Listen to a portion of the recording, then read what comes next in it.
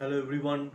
Today we discuss about what is a compensation philosophy part 2, a complete guide with examples. So today our content is what is a compensation philosophy, why is a compensation philosophy is important, types of compensation strategies with examples, and how to create your compensation philosophy. Now, compensation is more than a paycheck. It's one of the clearest signals of how a company values its people. When it's misaligned with effort or expectations, it lead to mistrust and disengagement or disengagement and burnout.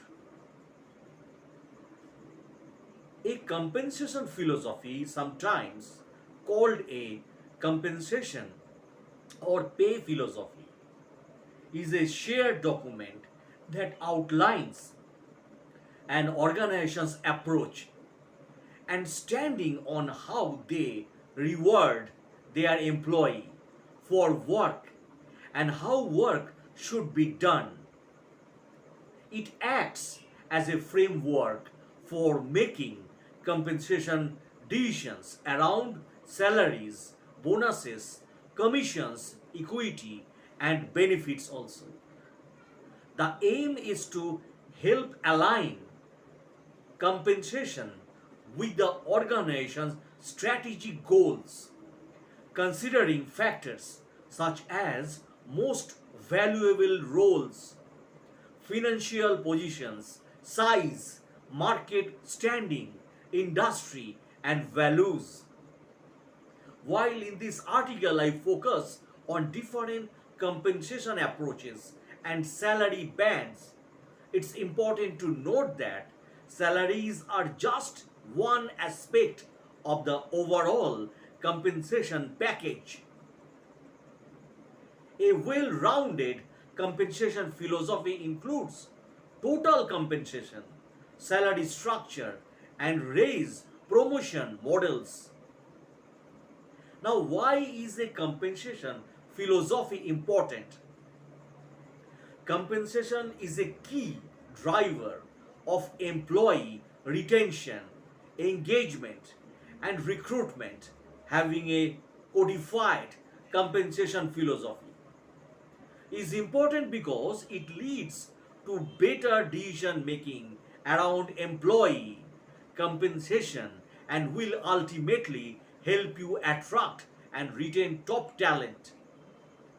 Now, it also helps in providing transparency to employee around pay, which helps build trust and promises pay equity. Now, the benefits of a compensation philosophy include alignment with business strategy. A compensation philosophy helps ensure that your pay structure aligns with the company's overall business strategy. This alignment helps attract and retain the right talent that can drive the company toward its strategic goals. Now, market competitiveness.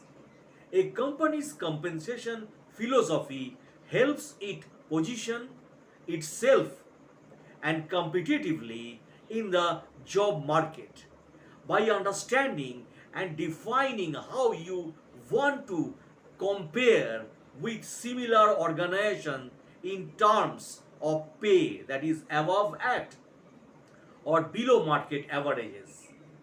You can make informed decisions about its pay scales. Now, internal equity and fairness. A clear compensation philosophy promotes fairness and equity within the organization.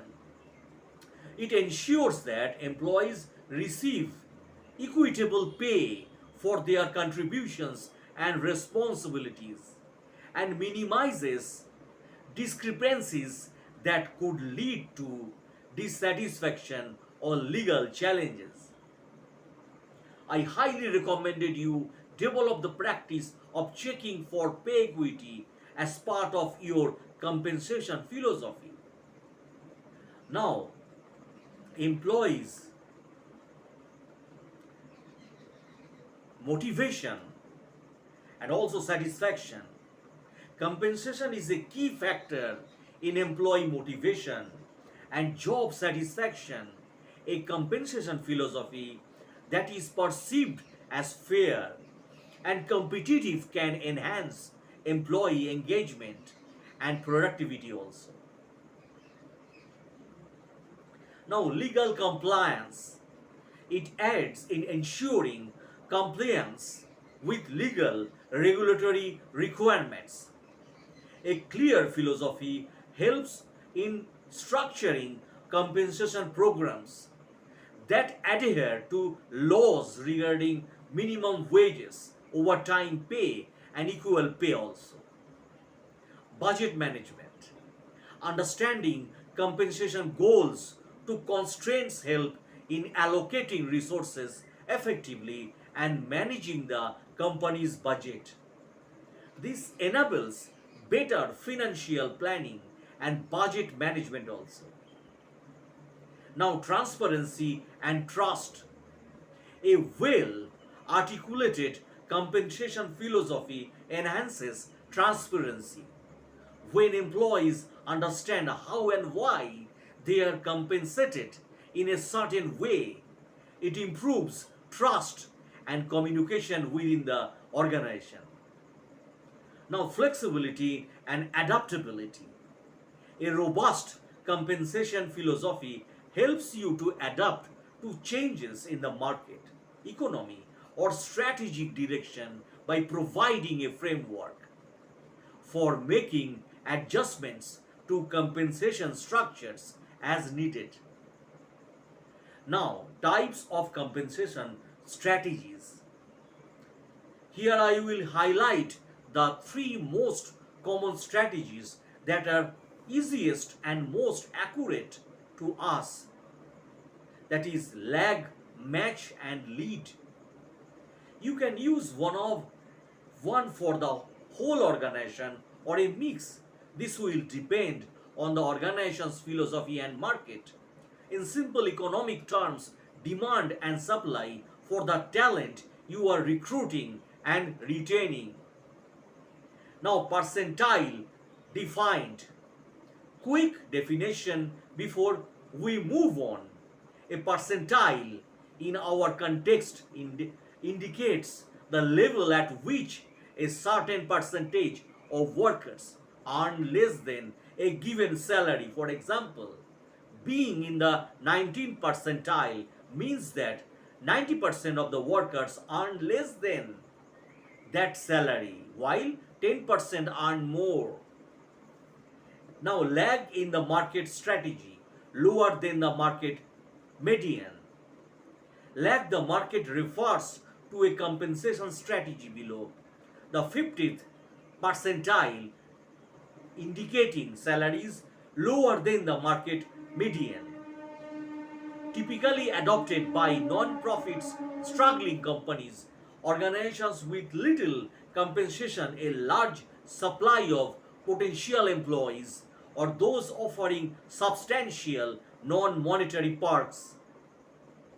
Now, advantages. Attracts employee aligned with organizational values. Number 2, reduces overhead cost. And number 3, enables investment in comprehensive total rewards packages. Now, key considerations.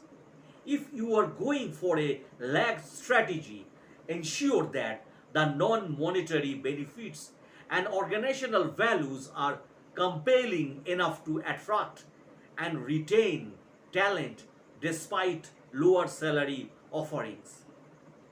Now, match the market strategy aligned with the market median.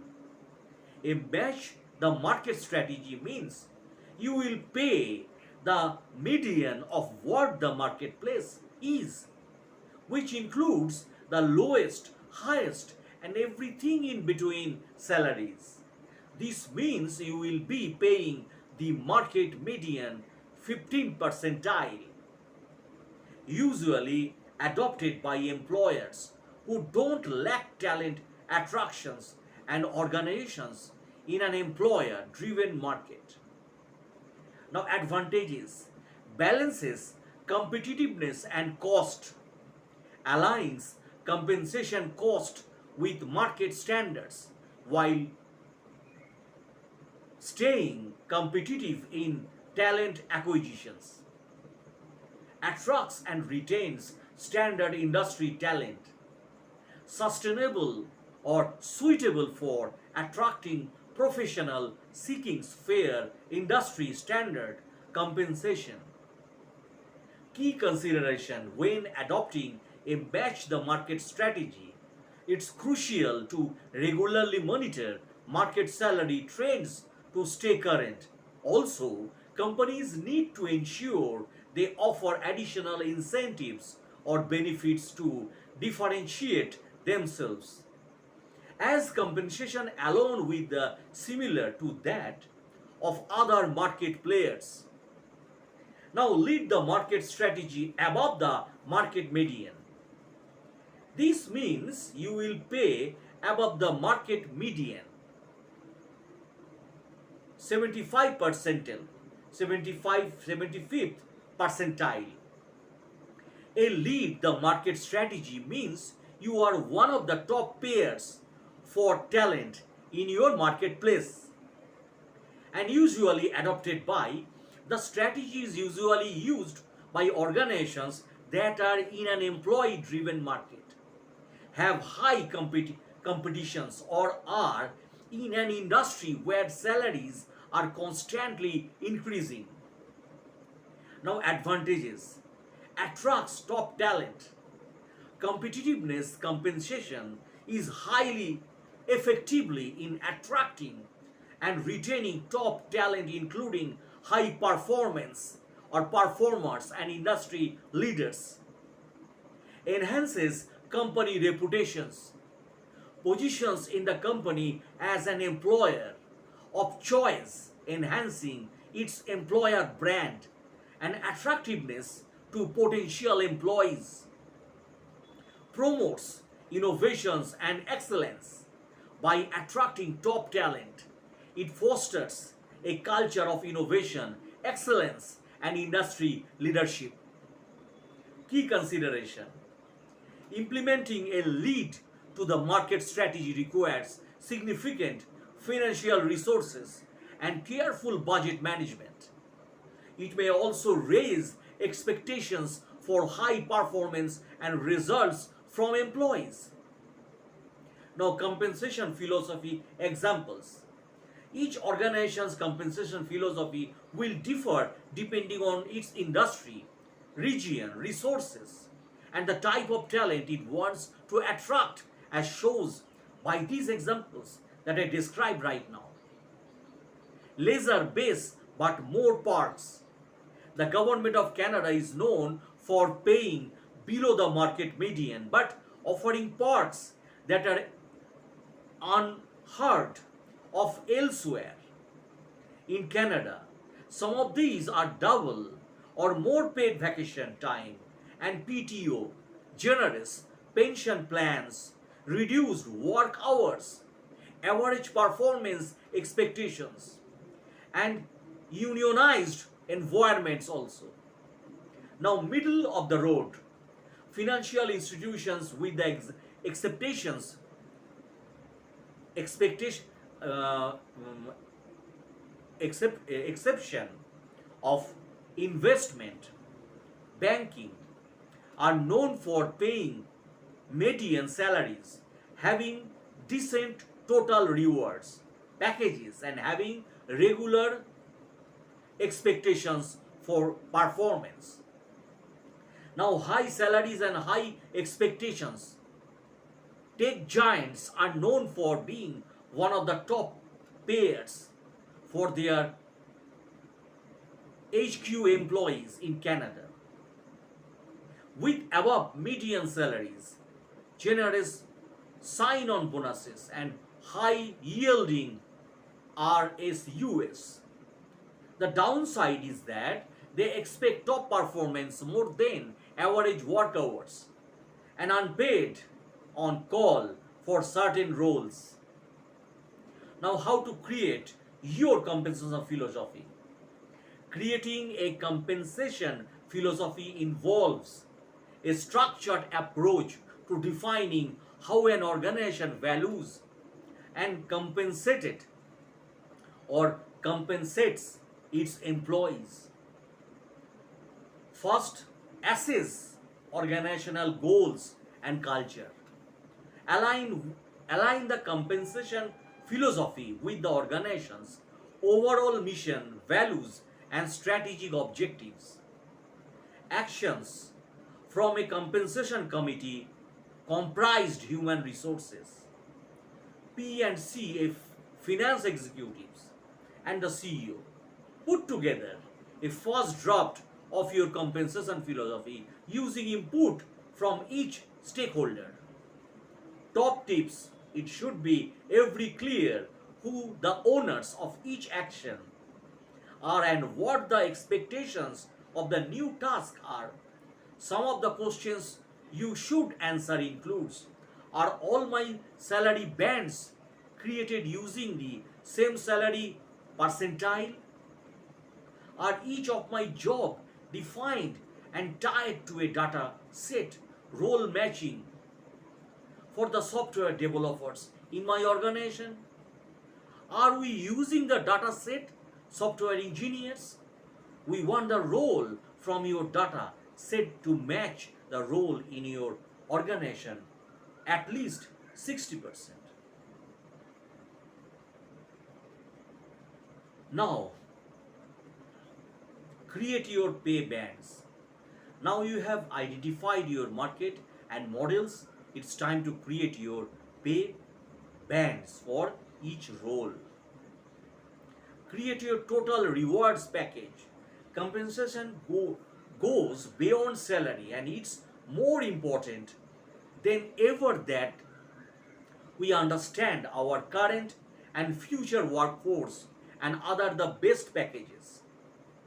Total compensation refers to monetary and non-monetary benefits an employee receives.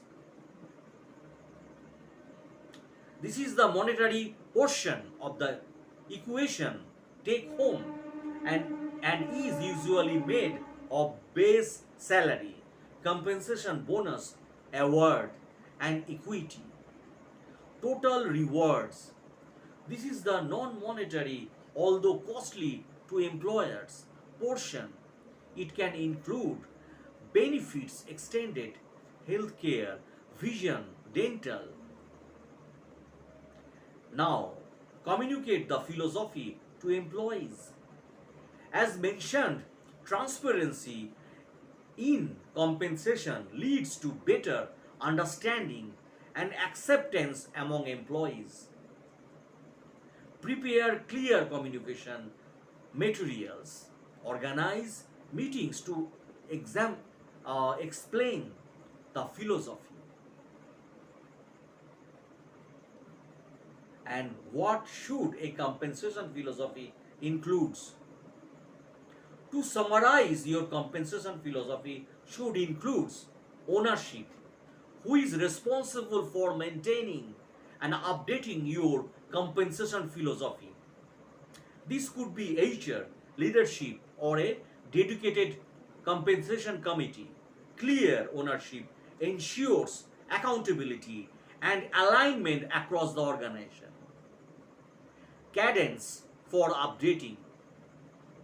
Markets shift, industries evolve, and employee expectations change. Your compensation philosophy should outline how often you review and adjust compensation structures, whether annually and biannually or as needed to stay competitive and equitable. So, compensation philosophy is necessary for organizations that want to properly utilize compensation to attract and retain the right talent for them. Your compensation philosophy should be strong, tied to your values and strategic goals. Your compensation philosophy should be reviewed regularly to ensure you are properly aligned with the market trends. So that's the end of the video, my friends. If you like my blogs, please subscribe and share it. Thanks again for watching my videos. Have a good day.